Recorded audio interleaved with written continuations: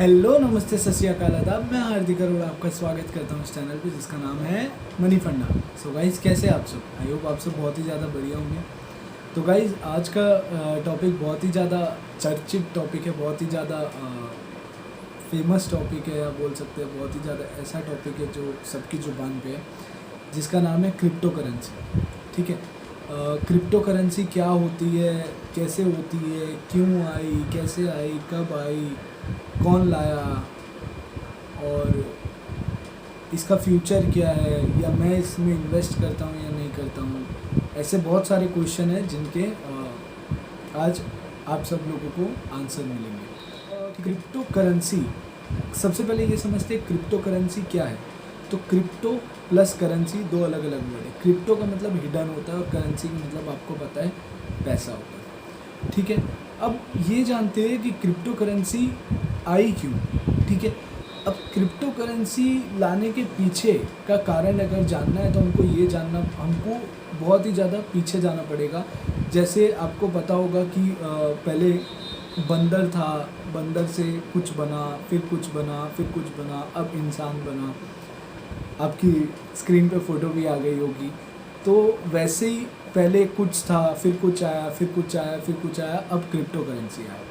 तो सबसे पहले क्या था, लोग कैसे जो है कुछ खरीदते बेचते थे। तो जब इकॉनमी की शुरुआत हुई थी तो ऐसा माना जाता है और ऐसा इकोनॉमिक्स में बताया जाता है कि बार्टर सिस्टम से जो है लोग exchange of goods and services करते थे। ठीक है, अब बार्टर सिस्टम क्या होता है? तो बार्टर सिस्टम का मतलब ये होता है एक हाथ दे एक हाथ ले, और तो और जो दे रहा है और ले रहा है वो गुड्स होते थे। ठीक है, अब जैसे समझिए कि एक जन को चावल चाहिए तो उसको बदले में आटा या बकरी या कुछ भी दे सकता है वो। ठीक है, अब ये वाला सिस्टम से भी एक्सचेंज तो होता ही था, तो अब क्यों नहीं होता? क्योंकि उसके बहुत सारे लिमिटेशन हैं। ठीक है, सबसे बड़ा लिमिटेशन तो उसका ये डबल कोइंसिडेंस ऑफ वांट। इसका मतलब ये होता है कि एक टाइम पे दोनों जनों की जो नीड्स है वो सेटिस्फाई हो, ऐसा ज़रूरी नहीं है। ठीक है, अब फॉर एग्जांपल मेरे को चाहिए आटा और मेरे पास देने के लिए है चावल। ठीक है, और जिसके पास देने के लिए आटा है उसको चाहिए फ्रूट्स, तो कैसे होगा? ठीक है, और ये आपने इकोनॉमिक्स में कॉन्सेप्ट पढ़ा ही होगा तो इसको ज़्यादा खींचेंगे नहीं, पर जितना शॉर्ट में मैं बता सकता था बता दिया मैंने। जिसको शायद नहीं पता उसको पता चल गया। ठीक है, फिर बार्टर सिस्टम से लोग आगे बढ़े। जैसा कि आपको मैंने बताया इसका एक लिमिटेशन था। लोग आगे बढ़े तो लोगों ने एक्सचेंज करने के लिए जो है वो प्रीशियस मेटल यूज़ करना शुरू कर दिया। ठीक है, एक्सपोर्ट इंपोर्ट में भी यूज़ होता था, और उस ज़माने में माना जाता था कि जिसके पास ज़्यादा प्रीशियस मेटल है वो सबसे ज़्यादा अमीर है।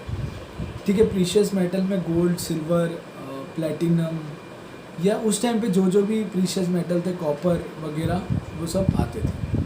ठीक है, तो लोगों ने उससे एक्सचेंज करना शुरू कर दिया कि अगर कोई आटा है तो आटे का समझो इतना दाम देना पड़ेगा, इतना कॉपर देना पड़ेगा या कुछ देना पड़ेगा। तो उसकी भी एक बहुत बड़ी लिमिटेशन थी।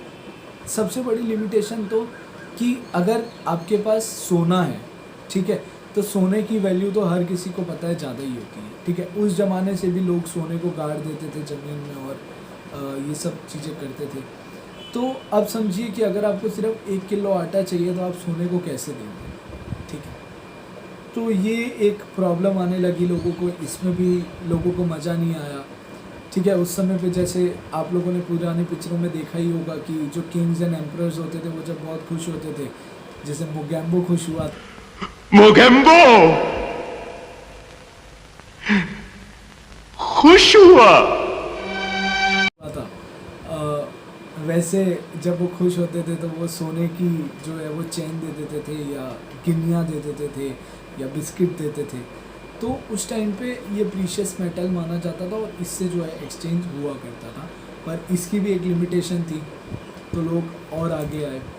ठीक है, और आगे आए तो लोगों ने जो है, लोगों को भरोसा तो गोल्ड पे ही था। ठीक है, तो गोल्ड के बेसिस पे जो है वो सरकारें बनी, और सरकारों ने क्योंकि ये गोल्ड उठाना बहुत ज़्यादा भारी था। ठीक है ना, आपके पास आप एक हद तक जो है वो गोल्ड को उठा सकते हैं, उसके ऊपर नहीं उठा सकते हैं।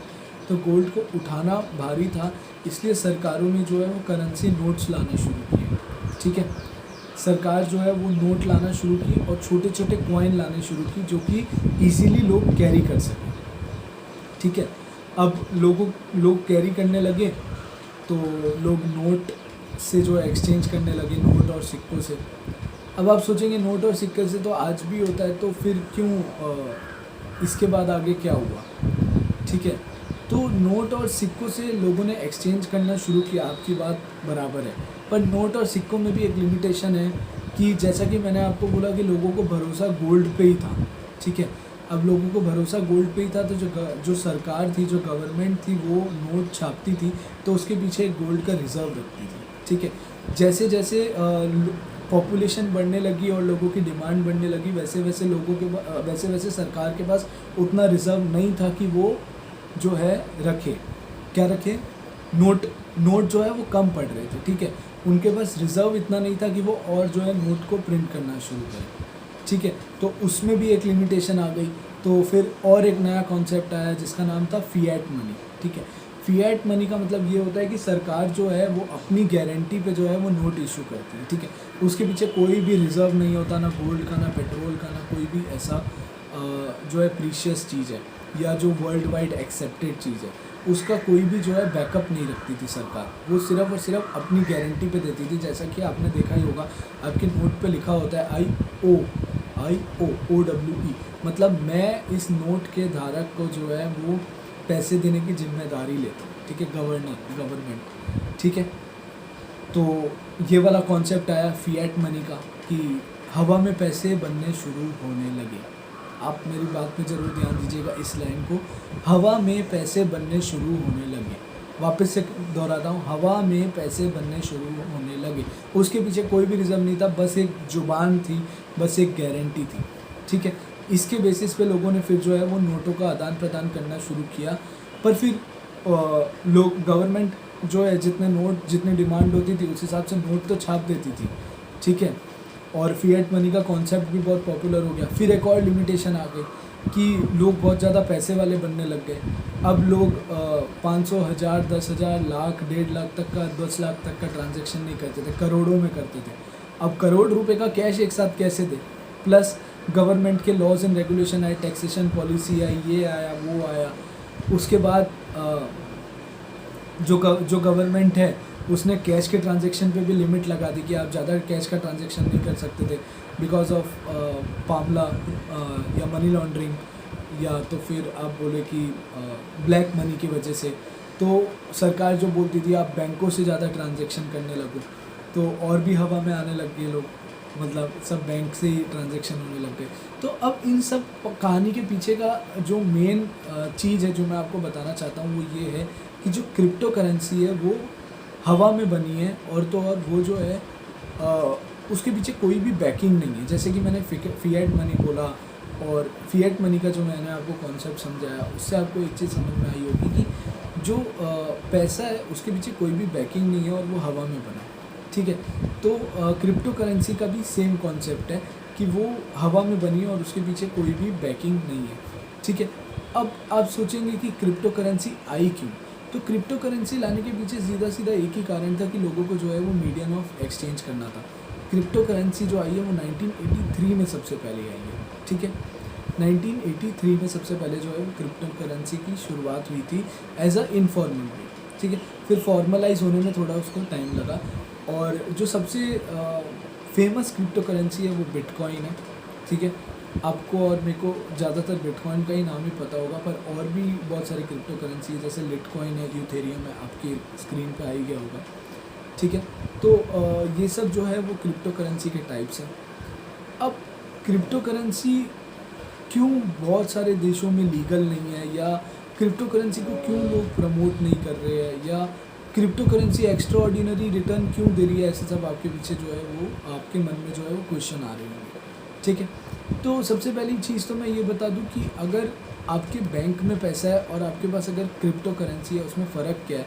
तो जो आपके बैंक में पैसा है उसके अंदर गवर्नमेंट ऑफ जो भी कंट्री का पैसा है उसकी गवर्नमेंट ओ करती है वो पैसा को, पर क्रिप्टो करेंसी में कोई ओ नहीं करता। ये एक बोलते हैं ना डिसेंट्रलाइज्ड वे है या इनफॉर्मल वे ऑफ ट्रांजेक्शन है, जिसके अंदर बस जो है वो कंप्यूटराइज्ड जो है मनी जो है वो बन गई है और एक्सचेंज करने के लिए यूज़ हो रही है, ठीक है।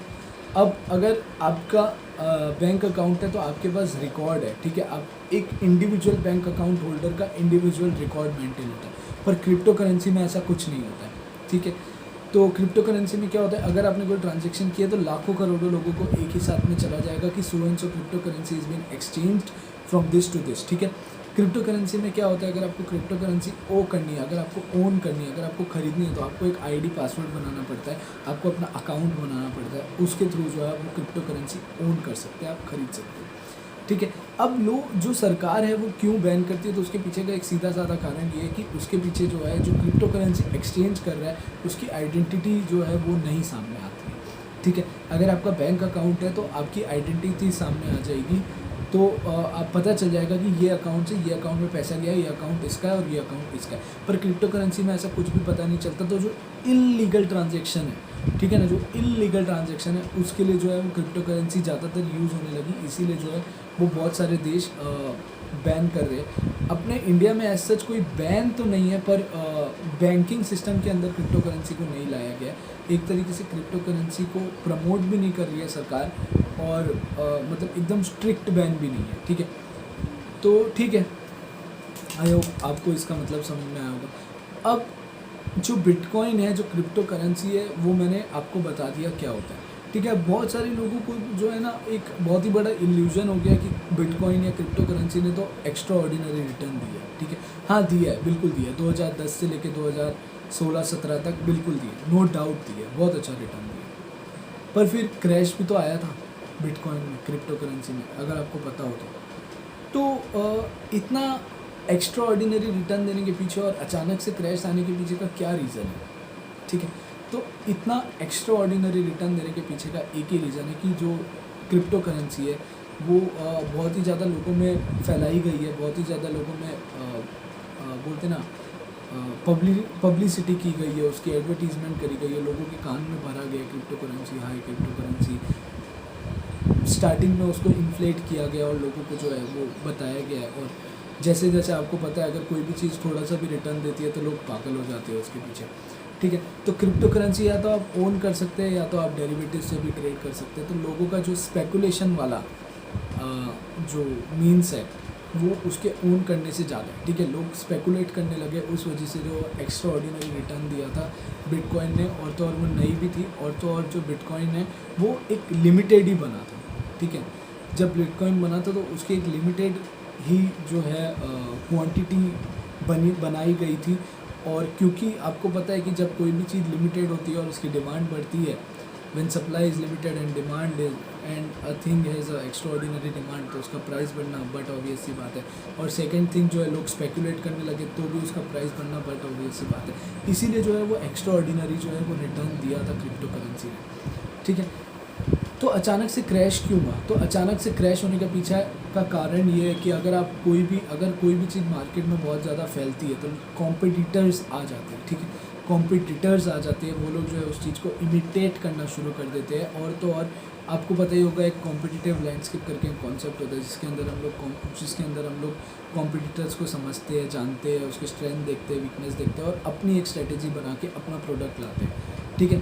तो क्रिप्टो करेंसी के भी कॉम्पिटिटर्स जो बिटकॉइन के कॉम्पिटिटर्स थे उन्होंने भी बिटकॉइन को समझा, जाना, पहचाना, उसकी स्ट्रेंथ देखे, उसकी वीकनेस देखे और अपनी एक जो है अलग से क्रिप्टो करेंसी लेके आए जिसके अंदर उन्होंने क्या किया, जो उसकी स्ट्रेंथ है वो तो रखे और जो उसकी वीकनेस थी उसको सुधार करके एक लेके आए। तो लोगों का ध्यान उस तरफ अट्रैक्ट होने लग गया, इसीलिए जो है वो बिटकॉइन में बहुत बड़ा क्रैश आया था, ठीक है। 2018 के अराउंड आया था, 18 के स्टार्टिंग मिड के बीच में। तो ये जो था मेरी तरफ से इन्फॉर्मेशन था आप लोगों के लिए बिटकॉइन को लेके, ठीक है। और अगर आप मुझसे पूछे कि मैं इन्वेस्ट करता हूँ या नहीं करता हूँ तो मैं अभी नहीं कर रहा हूँ, ठीक है। मैं करूँगा, ऐसा नहीं है कि मैं प्रमोट नहीं कर रहा, मतलब मैं ऐसा नहीं है कि प्रमोट कर रहा हूँ या नहीं कर रहा हूँ, मैं न्यूट्रल हूँ इस चीज़ को लेके। अभी मेरे लिए ये ना तो अभी पॉजिटिव है ना नेगेटिव है, उसके पीछे का बहुत सिंपल सा कारण है कि भले ही इसने एक्स्ट्रा ऑर्डिनरी रिटर्न दिया, पर इन अ वे ये एक फिएट मनी है, ये अगर उड़ गई तो किसी को पता भी नहीं चलेगा। और तो और इसको अभी भी लीगलाइज नहीं किया गया हमारी कंट्री में। जब ये थोड़ी बहुत भी लीगलाइज हो जाएगी या इसके पीछे कुछ भी बैकिंग होगी या मतलब सर्टेनिटी आ जाएगी इसके अंदर, अभी बहुत ही ज़्यादा अनसर्टेनिटी है और मैं इस टाइम पे इसके अंदर एंटर नहीं हो रहा हूँ। पर हाँ, मैं ऐसा भी नहीं बोल रहा हूँ कि ये बहुत ही ज़्यादा बेकार है। मेरा व्यू इसके ऊपर न्यूट्रल है। आई होप मैं आप तक जो इन्फॉर्मेशन पहुँचाना चाहता था वो मैंने आपको पहुँचाई है, और मेरे पास जितनी नॉलेज थी उतनी मैंने आपके साथ शेयर करी है। अगर आपके लिए वीडियो नॉलेजेबल है तो प्लीज़ वीडियो को लाइक कीजिएगा, कमेंट कीजिएगा और इस चैनल को सब्सक्राइब कीजिएगा। आप लोगों के साथ नेक्स्ट वीडियो में पहुँच सकते हैं।